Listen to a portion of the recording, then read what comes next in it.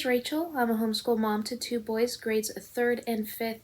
And today's episode is going to be all about middle school electives. In about a little over a month, we will be starting our 6th grade for my oldest son. And so our middle school journey is just about to begin. And I've been working a lot trying to figure out how to do electives. And so that is what this video is going to be, how we're going to do it. I have some information that would probably be helpful to anybody who is wanting to understand how to do credits, elective credits. So you might want to take notes just for the first part, and then in the second part, I'll kind of share what we're going to be doing. Now, if you are a homeschooler, I highly suggest that you check out the website HSLDA. And what that stands for is Homeschool Legal Defense Association.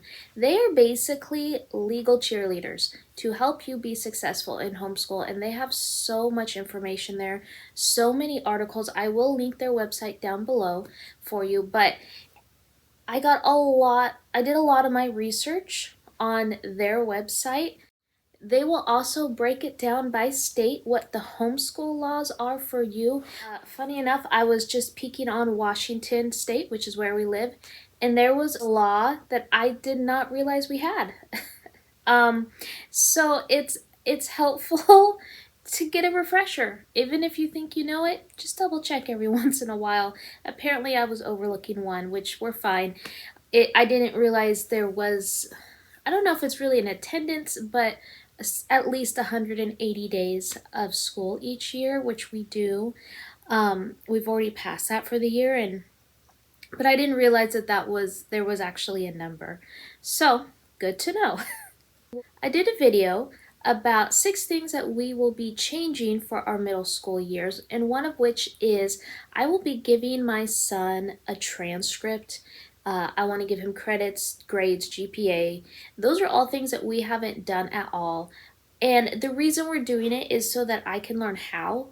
And when he gets into 9th grade, then I know confidently, I know what I'm doing, and he will have an accurate transcript, and I'm giving grades and credits, GPA, all that will be done right. But I need to learn how to do that first. And so my son, being the oldest, he is the guinea pig.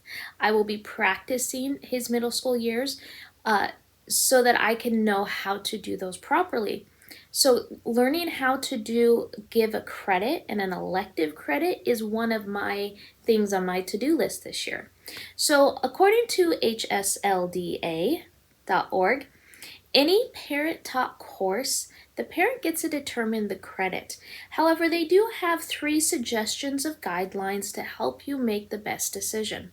Now, if you're doing any kind of an elective from a textbook, for example, a lot of master books, sciences will be for electives, and the publisher has already set that course, set what the credit is. And so if you look at a book, like if you get a science book for master book for the older years, they often in there will say this is a 1 credit course or a half credit course, and they kind of determine all that for you. But at the same time, the parent understands the child and knows that kind of the best way to work through that textbook with your kid. And so what HSLDA recommends that if you're going through a textbook, that the student completes at least 75 to 80% of the assignments that are given in that specific textbook to earn the credit. So you don't have to do everything 100%. There's going to be lessons, for example, algebra, Spanish, whatever, that some concepts are really, your kids are going to pick up really fast. And so you don't necessarily have to camp at that spot as long as the textbook recommends. But then there's going to be other concepts that are going to need more time. And so you as the parent, as the teacher, get to determine how to work through the textbook. But again, their suggestion is at least 75 to 80% of the assignments given in terms of quizzes, tests, essays, whatever is in that textbook would earn the credit.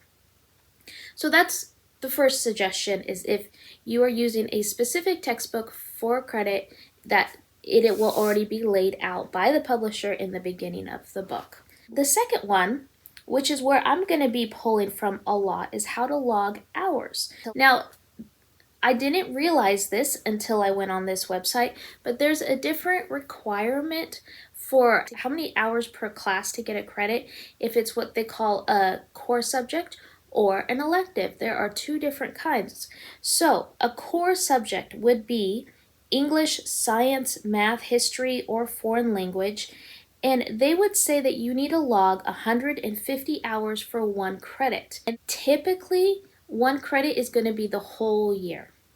And then you would do 75 hours for half a credit, being you worked on it for just 1 semester, half of the year. Those are for core academic courses. They have a different requirement if you have a lab science. And for a lab science elective, that's 180 hours. And that equals 1 credit. The additional 30 hours there are for the required lab work. But what I'm going to be using and pulling from a lot this year are for the elective courses. Now, an elective course, that is said to be 120 hours for 1 credit. So that's if you were doing one elective for the whole year, you'd get 1 credit for that, and you would have to log roughly 120 hours. So if you're doing an elective for just half a year, it would only be 60 hours and you would get half a credit. Now that is the 60 hours, that's where I'm going to be camping on for a few of these electives, and I'll get into that a little bit when I say specifically what we're going to be doing. But I thought it was interesting to know that you will have different suggested standards. Again, you're the teacher and you can determine what the credit is, but you will have different standards for core academic courses, lab science courses, and then elective courses. And then the third suggested way on how to determine a credit is they share about if your child is doing dual enrollment in converting a college credit to a high school credit. They're saying that a 3 to 5 college credit, which is typically what you get per class, that would equal 1 high school credit. So there's just a little bit of information about giving credits for electives. I hope that was helpful. If you have any questions, let me know, but I will absolutely link below the website for HSLDA. I will learn that soon. Okay, so for electives, we will be doing 4 this year. And I sat down and I spoke with my son, and I kind of gave him a breakdown. We kind of had a little school meeting about what to expect for middle school, how it's going to be different. For just his first year, I did go ahead and pick his electives for him. I do know what he's interested in, and so I did take that in mind. There's some things he's been asking to know, so they are now going to be his electives. But we did have a conversation about what electives are, the purpose of them, and he was really excited and started talking about maybe some things to do in the future. And so I did tell him in the future he and I will work together and kind of pick some of these together. Again, I did explain how when you get into high school, though, that some electives have to be under a specific category, and I will make sure that those things all everything works out the way it's supposed to graduate. But what I have done is I have picked 2 electives that are a bit more time-based, and then 2 electives that are more project-based.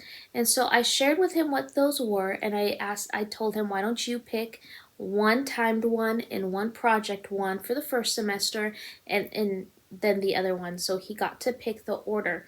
So what he has decided to start with is, for the timed one, is piano. He has been asking to learn piano for a while, so I will be going through this book with him. And then we will also be using Hoffman Academy. I'll put their website down below. I did talk a bit already about Hoffman Academy in my video 6th grade curriculum picks, so there's a bit more of a detailed explanation of that website on there. And then for his other timed elective is going to be typing. So for his first semester, he will do piano, and then the second semester will go on to typing. I went ahead and got all 3 typings from the Good and the Beautiful, and I did do a little bit of a flip through on my 6th grade curriculum pick video.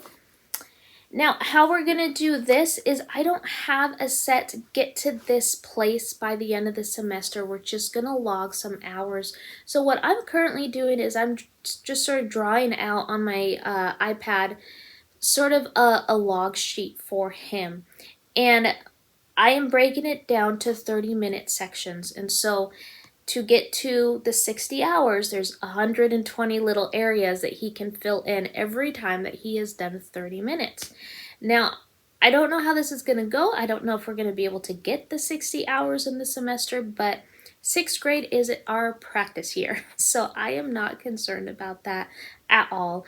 But I am going to make those forms available for him. I'm currently working on a keyboard one.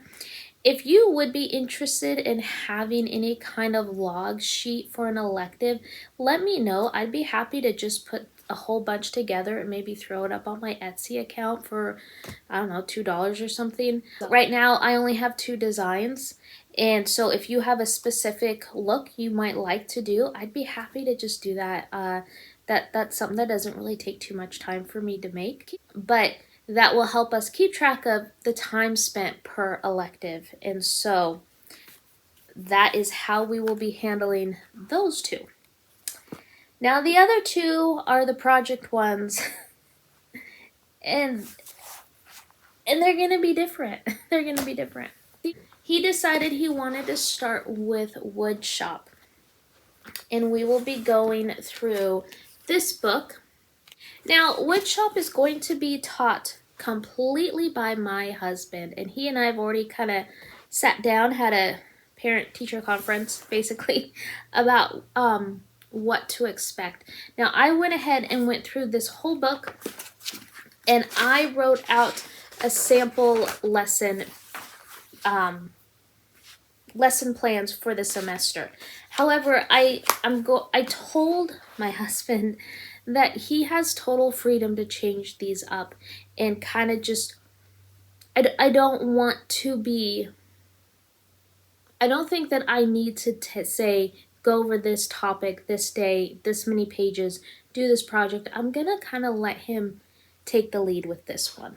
I am definitely, because this is going to be a parent-taught course, I told my husband that he will be deciding, sort of deciding the grade and in deciding if there's going to be tests or they're going to be just verbal questions that he has to answer. I did request at least once a week, if not twice a week, and my husband's actually really excited about this. This book starts off with a lot of just lessons on how to do things, and then it gets into projects. And so I did ask, there are about 14 lessons in this book, and then I asked, can we also do maybe 6 projects, knowing that the projects might take more than one sitting to do. Some are small, some are big, and then every time that they need supplies, he is going to take them to Lowe's or Home Depot, and that will be part of woodshop, is picking out the materials for the projects. So for woodshop, I am going to be very hands-off, which is the first for me. I have done all the homeschooling up until this point, but I definitely think, especially with electives, that if there is somebody better equipped to teach a course, I will definitely go for that, just to give my kids the best experience with that elective. I wouldn't do any good teaching woodshop, and so I think it'll be good. I think it'll be good. So specifically, just to recap on woodshop, there are 14 lessons in here, and then I'm hoping to get a minimum of 6 projects done. My husband will be sort of grading those, and we'll kind of work together if he has questions, because he's never had to do any of the schooling before. I did also purchase this book, but after going through it, it's not really, it's meant for more of a teacher resource than an actual sort of a textbook that I was kind of thinking it might be. But it does have a lot of projects in it as well. Some of these projects could come from this book instead. And then if we feel like there's just not enough material to do, I don't see that happening. But if that's the case, I did go ahead and pick up this, and we will incorporate whittling if we need to. My son already saw this and said he wants to make a chessboard with all the chessboard pieces. So I don't know if this will just be on his own time or incorporated into woodshop.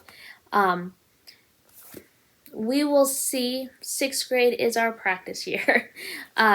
Already, just from our local homeschool friends, there has been interest in my husband doing a woodshop class for their kids, and so in the future this might turn into something else.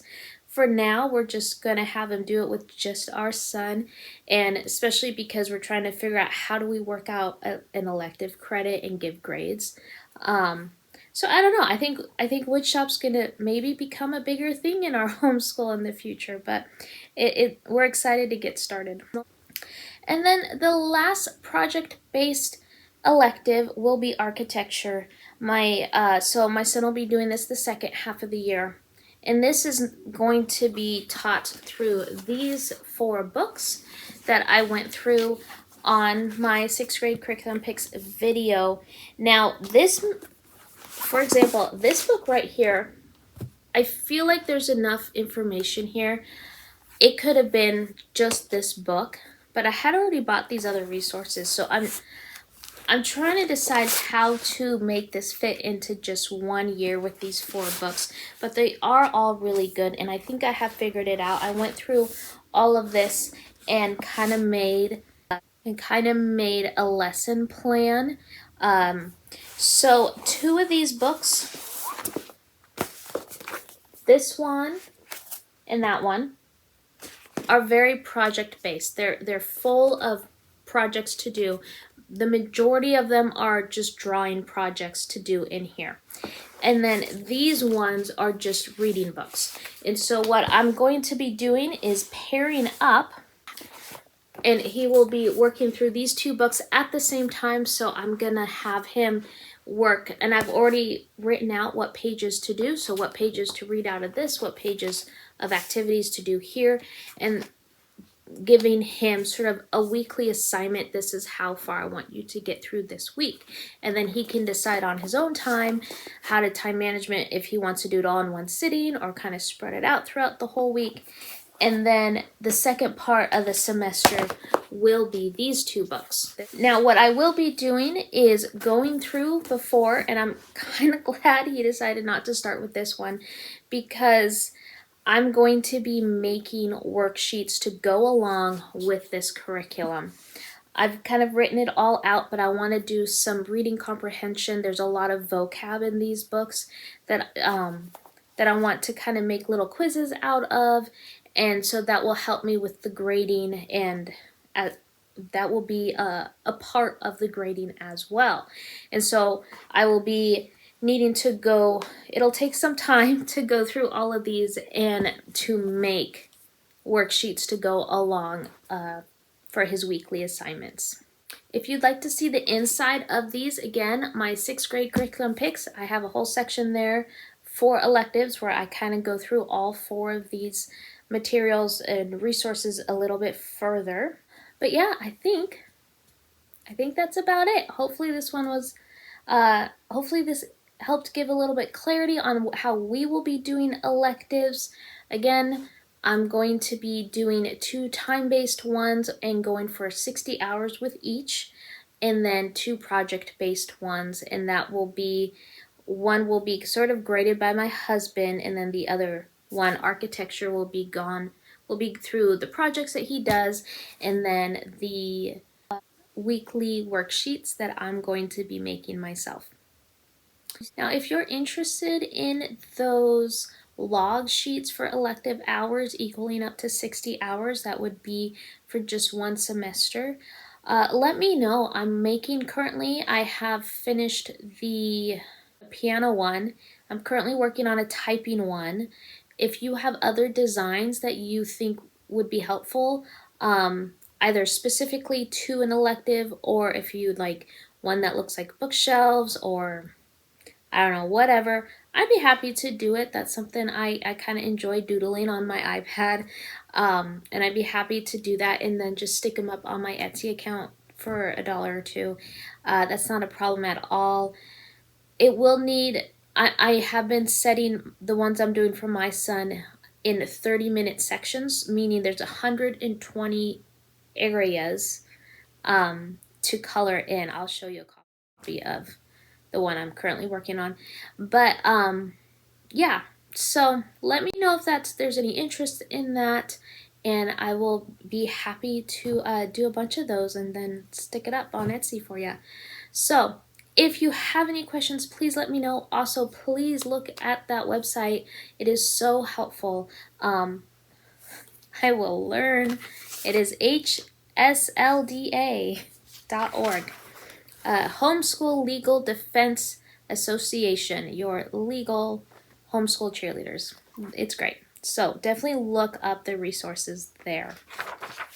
If you have any questions, let me know, and I will see you on the next video.